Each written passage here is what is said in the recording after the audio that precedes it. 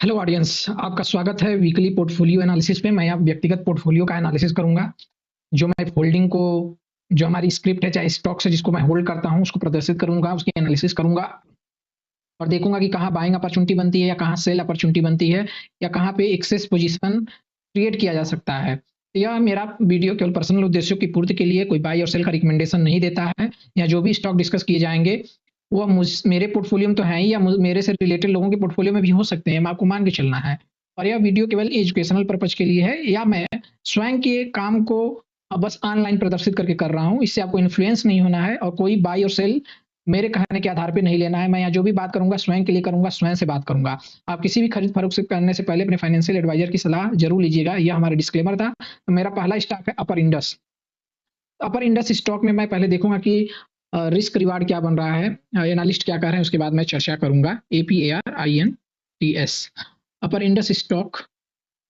जब अपर अपर इंडस में अपर industries limited है। अब मैं इसके ओवरव्यू को देख लेता हूँ एक बार कि इसके ओवरव्यू में एनालिस्ट कहते क्या है। तो एनालिस्ट टारगेट इसका क्या दे रहे हैं अपर इंडस के स्टॉक में, एक बार मैं उसकी चर्चा करना चाहूंगा। उसके बाद जो है फिर इसकी चार्ट की चर्चा की जाएगी।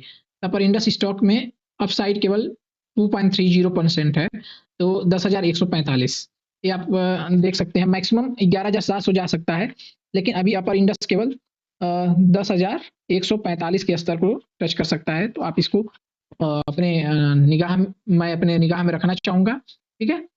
अपर इंडस के बाद जो है अपर इंडस में, लेकिन एक चीज आप देखेंगे ना, मैं देखूंगा तो मैं पाता हूँ कि देखिए ट्रेंड तो इसमें पॉजिटिव है, नो डाउट। बस थोड़ी सी एक ही कमी है कि यार ये लोअर लो जो फॉर्मेशन है ना, ये खत्म नहीं हो रहा है। लोअर लो फॉर्मेशन इसका खत्म नहीं हुआ, लेकिन इसने डबल टॉप पैटर्न को यहाँ नेगलेक्ट किया ऊपर जाके और यहाँ एक बुलिश फ्लैग पैटर्न बना रहा है जिसका रेजिस्टेंस सामने ही खड़ा है 10,425। यह रेजिस्टेंस हो सकता है आने वाले समय में, लेकिन अगर आप इसको डेली चार्ट में भी देखेंगे तो इसमें जो है ट्रेंड पॉजिटिव है और इसमें कोई ट्रेंड निगेटिव नहीं अभी तक है। अगर इसमें फर्दर पोजीशन ऐड करके आना रहे तो मैं इसमें फर्दर पोजीशन जो है 9634 के स्तर पे ऐड करना चाहूंगा। 9634 के स्तर पे इसमें फर्दर पोजीशन जो है मैं ऐड कर सकता हूं with stop loss 9256। Okay, for the target of 10696। This will be the target 10696 in my opinion. Okay, तो अपर इंडस स्टॉक के लिए ये रहा। तो मैं देखता हूँ अभी जो मैं बात किया, क्या मैं ऐसा अपने लिए पोजीशन में जीटीटी वगैरह लगा के रखा है क्या अपर इंडस के लिए। तो मैं जीटीटी देखना चाहता हूँ। ऑर्डर जीटीटी सेक्शन में गया, मैं देखूंगा अपर इंडस, APARINDS।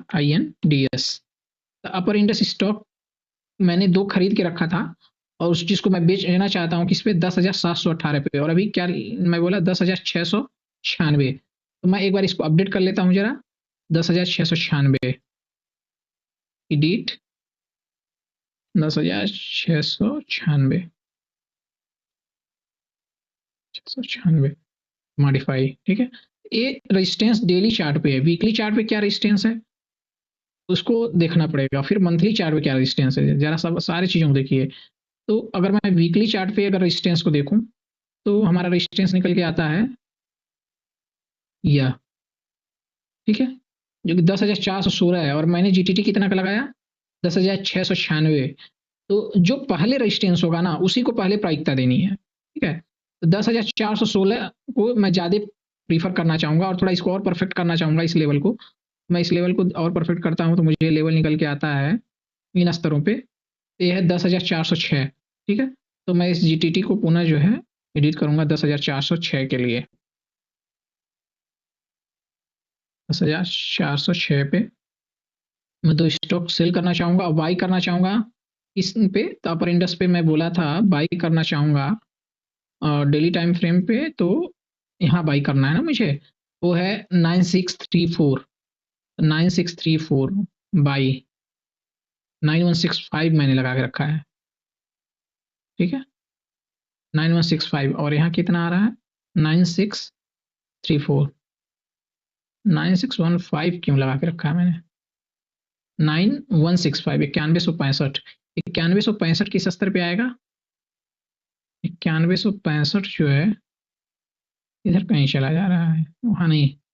बाई करने का इसका ये अच्छा लेवल है 9634। तो मैं इसको एडिट करना चाहूँगा, बाई वाला भी 9634 9634।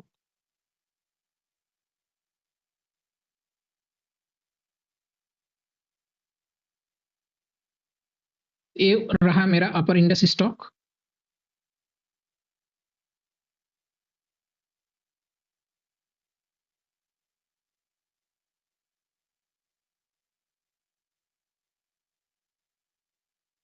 अब अपर इंडेक्स स्टॉक की एनालिसिस तो मैंने इस तरह से की और अपने पोर्टफोलियो को अपडेट किया। नया stock Bajaj finance. Bajaj finance की जब मैं बात करता हूँ तो इसमें 1373 का रेजिस्टेंस नजर आता है। अगर इसके नीचे जो है बजाज फाइनेंस जाता है तो और ज़्यादा गिरावट देखने को मिल सकती है। सपोर्ट नज़र आता है, major support 1373 this level 1373। Okay, weekly time frame पे मैं देखूं तो इसमें क्या बन क्या रहा है।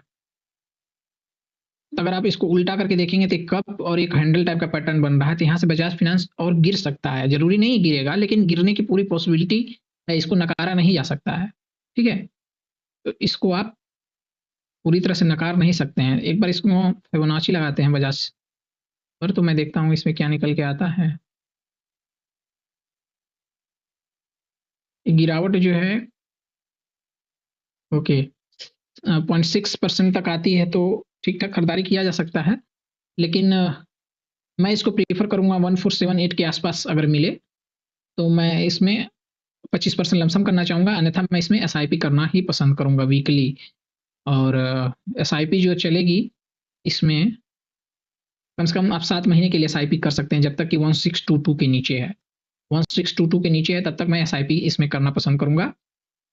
जैसे मान लीजिए कि अगर इसमें मुझे 100 रुपये लगाने हैं तो 25 रुपये का लमसम तो मैं इस पे करूंगा 1478, और शायद 30%, 30 रुपये का लमसम करूंगा, 70% का जो है 10% मंथली एसआईपी करूंगा जब तक 1622 के या नीचे है। ठीक है, तो इसके बाद मैं जाना चाहूंगा इंडिया मार्ट के स्टॉक पे। इंडिया मार्ट का स्टॉक मैं देखता हूँ जब, तो मुझे नज़र क्या आता है उसी की चर्चा कर रहा हूँ। इंडिया मार्ट का स्टॉक है और इसमें एक अप ट्रेंड यहाँ से स्टार्ट हुआ था, अप ट्रेंड खत्म हुआ यहाँ पे। इंडिया मार्ट का मेजर रेजिस्टेंस जो है वो 2012 के स्तर पे आ रहा है, 2012 के आसपास। ओके, क्या स्टॉक वहां तक फॉल होगा? ये कोई जरूरी नहीं है, स्टॉक कहाँ तक फॉल होगा नो वन नोज। बस इसका लाइन ऑफ कंट्रोल ये जरूर होगा, अगर 1897 के नीचे गया तो फिर स्टॉक पता नहीं कहाँ चला जाएगा। ऐसी स्टॉक में क्या करना चाहिए? तो ऐसी स्टॉक में आप केवल, आपके पास वही है कि इस लाइन के स्तर पे मिल रहा है तो 30%, मेरा जो अनुभव कहता है कि मैं इसमें ऐसा लमसम करूंगा। 30% का 70% जो है 7 महीने के लिए एसआईपी करूंगा जब तक कि 2709 के नीचे है, with the line of control. Line of control का मतलब यदि स्टॉक इसके नीचे क्लोजिंग दे देगा तो मैं इससे पूरी तरह से एग्जिट कर जाऊंगा, जो कि 1913। ठीक है, तो इसमें ये स्ट्रेटजी बनती है। तो इंडिया मार्ट के बाद मैं जाना चाहूंगा पुनः अपनी होल्डिंग पे, और इंडिया मार्ट के बाद अब इंडसइंड बैंक की बात करते हैं। इंडसइंड बैंक में देखते हैं क्या चल रहा है। अच्छा, इंडिया मार्ट का तब तक मैं आपको वो दिखा देता हूँ कि एनालिस्ट इंडिया मार्ट के बारे में टारगेट कितना प्रिडिक्ट कर रहे हैं। इंडिया मार्ट इंटरमेश की यदि हम बात करें, इसमें एनालिस्ट जो अपनी राय रखते हैं उनको देखते हैं इसका टारगेट कितने निकल के आ सकते हैं। तो थोड़ा सा नेटवर्क वीक थोड़ा इधर रहता है, बट मैं देखता हूँ इसके यहाँ से 27-28% के एवरेज अपसाइड टारगेट दिख रहे हैं, और मिनिमम जो 2170 तक जा सकता है। तो मिनिमम कह रहे हैं लोग कि इंडिया मार्ट 2170 जा सकता है, 2170, 2170, 2170। क्या ये यहीं तक आएगा? ये इसकी कोई गारंटी नहीं है दोस्तों, उसके नीचे भी चला जाता है मेरा अनुभव जो है, लेकिन एक अनुमान थोड़ा सा अंदाजा लग जाता है। ठीक है, तो मेरा वही है 30% लमसम मैं करूंगा, 70% का एसआईपी करना चाहूंगा 7 महीने के लिए, जब तक कि ये स्टॉक का प्राइस क्या इंडिया मार्ट का 2709 के नीचे है, और मेरा टारगेट 2709 ही है। इसके नीचे जब तक है मैं लमसम एसआईपी जो है करूंगा, और इसी टारगेट के लिए। ठीक है, इसी टारगेट के लिए। बाकी का एनालिस्ट का टारगेट जो है सो है। ठीक है, एनालिस्ट का टारगेट 3022 का है, देखा जाएगा कब ऐसे होगा। अब देखते हैं इंडस इंड बैंक की बात करते हैं। जब मैं इंडस इंड बैंक की बात करता हूं तो इसमें डबल टॉप फॉर्मेशन के बाद जब गिरावट चालू हुई मेरा लक्ष्य जो है साल भर का 1383 के आसपास निकल के आता है, मेरा पर्सनल जो एनालिसिस करती है। और जब तक स्टॉक इसके नीचे है और इस लाइन के आसपास है तो मैं वही 30% लमसम और 70% का 7 महीने एसआईपी 10-10% करके। और एक कहाँ सपोर्ट ले सकता है, शायद एक सपोर्ट ले सकता है किन स्तर पे, वो स्तर निकल के आता है 826 से 825 के स्तर के आसपास। ठीक है, ये जो इसका है मेजर सपोर्ट होगा 826 से 825 के पास। यहाँ भी देखेंगे एक यहाँ सपोर्ट एक काम करेगा और ये सारे तो 826 के पास। लेकिन लमसम करने का हमारा कोई उद्देश्य इसमें नहीं है, केवल यही है 30% लमसम 70% का एसआईपी, अन्यथा इसमें कपड़े फट जाएंगे। ठीक है, और इंडसइंड बैंक का अगर एनालिस्ट का टारगेट देखें, INDUSIND, इंडसइंड बैंक क्या खत्म हो गया, इस तरह से गिर रहा है जैसे लग रहा है कि बैंकिंग नहीं बचेगा। इसलिए एनालिस्ट को देखना जरूरी है, क्योंकि हमारे पास तो इतनी यहाँ इन्फॉर्मेशन रहेगी नहीं। अगर एनालिस्ट इसमें ठीक ठाक देंगे, क्योंकि उनके पास तो बहुत सारी चीज़ें कई बिंदुओं पे वो एनालिसिस करके तब जाके टारगेट को प्रेडिक्ट करते होंगे। इसलिए मैं थोड़ा सा अपने काम को आसान बनाने के लिए सीधा एनालिस्ट का प्रेडिक्शन देख लेता हूँ। तो यहाँ 42 एनालिस्ट हैं, 42 एनालिस्ट की लिस्ट यही कह रही है कि लगभग ये अपसाइड में 52% का रिटर्न दे सकता है, और इनका लक्ष्य 1468 का एवरेज आता है। लेकिन मैं 1383 ही मान के चल रहा हूँ। ठीक है, यहाँ से फिर भी ठीक ठाक का रिटर्न यहाँ से बनने की पॉसिबिलिटी, अगर यहीं से स्टॉक रिटर्न कर जाए और 1383 ही चला जाए, 1383 के आसपास, तभी मोर देन 45% के रिटर्न प्रोबेबली बन सकते हैं। तो ये हो गया इंडस इंड बैंक। अब इंडस इंड